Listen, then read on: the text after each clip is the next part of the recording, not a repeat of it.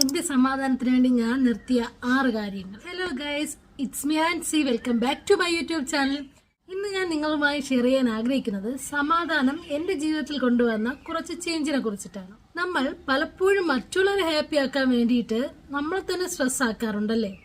പക്ഷേ ഇന്ന് ഞാനത് കംപ്ലീറ്റ്ലി നിർത്തി. ഫസ്റ്റ് തിങ്, എല്ലാവർക്കും എക്സ്പ്ലനേഷൻ കൊടുക്കുന്നത് ഞാൻ നിർത്തി. അതായത് ഇപ്പോൾ മുൻപൊക്കെ ആണെങ്കിൽ എന്തെങ്കിലും ഒരു കാര്യം എന്നെക്കുറിച്ച് ആരെങ്കിലും തെറ്റായിട്ട് മനസ്സിലാക്കിയാൽ അവരെ ഞാനത് പറഞ്ഞ് മനസ്സിലാക്കാൻ ശ്രമിക്കുമായിരുന്നു.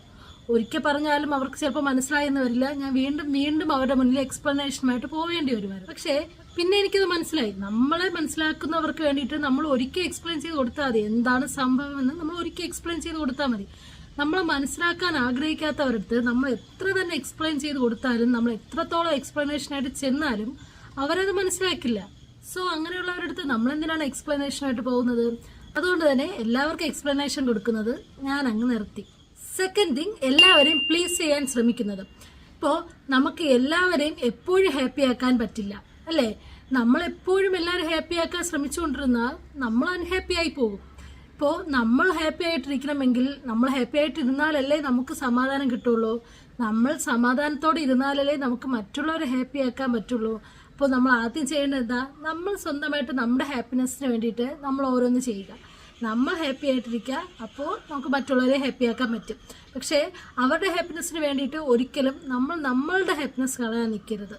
നമുക്ക് സമാധാനം തരുന്നതും നമുക്ക് സന്തോഷം തോന്നുന്ന കാര്യങ്ങൾ നമ്മൾ ചെയ്യുക. നമ്മുടെ സന്തോഷം കളഞ്ഞിട്ട് മറ്റൊരാളെ സന്തോഷപ്പെടുത്തേണ്ട കാര്യം നമുക്കില്ല. സോ മറ്റുള്ളവരെ പ്ലീസ് ചെയ്യാൻ ശ്രമിക്കുന്നതിന് പകരം നമ്മൾ ഹാപ്പി ആയിട്ടിരിക്കുക. Third thing, comparison.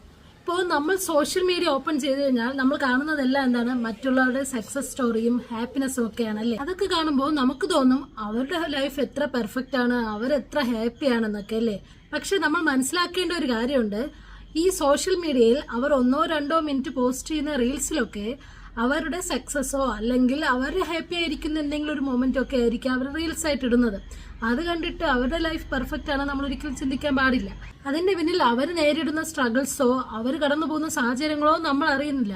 So comparison നിർത്തിയിട്ട് നമ്മൾ നമ്മുടെ ലൈഫ് ജീവിക്കുക. നമുക്ക് സന്തോഷം കിട്ടുന്ന കാര്യങ്ങളൊക്കെ ചെയ്ത് നമ്മുടെ ലൈഫ് ഹാപ്പി ആയിട്ട് വയ്ക്കുക. ഫോർത്ത് വൺ, നെഗറ്റീവ് ആളുകളോടൊപ്പം സമയം സ്പെൻഡ് ചെയ്യുക. എന്ത് കണ്ടാലും കംപ്ലൈൻറ്റ്സ് പറയുന്ന ആളുകളുണ്ട്. അതിപ്പോൾ എന്ത് നല്ല കാര്യമായാലും അതിൽ ഒരു നെഗറ്റീവ് എങ്കിലും പറഞ്ഞില്ലെങ്കിൽ സമാധാനം കിട്ടില്ല എന്നുള്ള ആൾക്കാരുണ്ട് അല്ലേ. നമ്മുടെ ഇടയിൽ തന്നെ നമ്മൾ പലപ്പോഴും അങ്ങനെയുള്ള ആൾക്കാരെ കണ്ടിട്ടുണ്ട്. അപ്പോൾ അങ്ങനെയുള്ള ആൾക്കാർ കൂടെ നമ്മൾ സമയം സ്പെൻഡ് ചെയ്ത് കഴിഞ്ഞാൽ നമ്മളൊരു നെഗറ്റീവ് പേഴ്സൺ ആയിക്കൊണ്ടിരിക്കുകയാണ്. നമ്മളെ തോട്ട്സ് എല്ലാം ഇങ്ങനെ നെഗറ്റീവ് ആയിക്കൊണ്ടിരിക്കുകയാണ്. സോ നമ്മൾ ചെയ്യേണ്ടത് stay away from these kind of people. Fifth one, over thinking. നമ്മളിൽ പലർക്കുമുള്ള വലിയൊരു പ്രോബ്ലം തന്നെയായിരിക്കും അല്ലേ ഇത്. ചെറിയ ചെറിയ കാര്യങ്ങളായിരിക്കാം, ഒട്ടും സീരിയസ് ഇല്ലാത്തൊരു കാര്യം, ഒട്ടും കോംപ്ലിക്കേഷൻ ഇല്ലാത്തൊരു കാര്യമായിരിക്കാം. പക്ഷെ നമ്മളത് ചിന്തിച്ച് വേണ്ടാത്ത രീതിയിലൊക്കെ അങ്ങ് ചിന്തിച്ച് അതിനെ ഭയങ്കര ഒരു കോംപ്ലിക്കേറ്റഡ് ആക്കി മാറ്റും. ലാസ്റ്റ് വൺ, എന്നെ ഞാൻ തന്നെ ഇഗ്നോർ ചെയ്യുന്നത്. Self love. നമ്മളിൽ പലർക്കും ഇല്ലാത്തൊരു കാര്യമായിരിക്കാം അല്ലേ ഇത്. സെൽഫ് ലവ് എന്നുള്ളത് നമ്മൾ പലപ്പോഴും മറ്റുള്ളവർക്കായി സമയം കണ്ടെത്തും. പക്ഷെ നമ്മളുടെ ഹാപ്പിനെസ്സിന് വേണ്ടിയിട്ട് നമ്മൾ സമയം കണ്ടെത്താറുണ്ടോ? നമ്മുടെ കാര്യങ്ങൾ ചെയ്യാൻ വേണ്ടിയിട്ട് നമ്മൾ സമയം കണ്ടെത്താറുണ്ടോ? എപ്പോഴും മറ്റുള്ളവരെ എങ്ങനെ ഹാപ്പിയാക്കി വെക്കാം, നമ്മൾ എന്ത് ചെയ്ത് കൊടുത്താൽ അവർ ഹാപ്പിയാവും എന്നൊക്കെയല്ലേ നമ്മൾ ശ്രദ്ധിക്കാറുള്ളത്. നമ്മൾ നമുക്ക് വേണ്ടി കുറച്ച് സമയം സ്പെൻഡ് ചെയ്ത് നോക്കും, നമുക്ക് വേണ്ടി സമയം മാറ്റിവെച്ച് നോക്കും. നമ്മളെ ഹാപ്പിയാക്കി വെക്കേണ്ടത് നമ്മുടെ മാത്രം ഉത്തരവാദിത്തമാണ്. So don't ignore your self. അപ്പോൾ ഇത്രയുള്ള ഇന്നത്തെ വീഡിയോ ഇഷ്ടമായെങ്കിൽ ലൈക്ക് ചെയ്യാനും ഷെയർ ചെയ്യാനും സബ്സ്ക്രൈബ് ചെയ്യാനും മറക്കരുത്.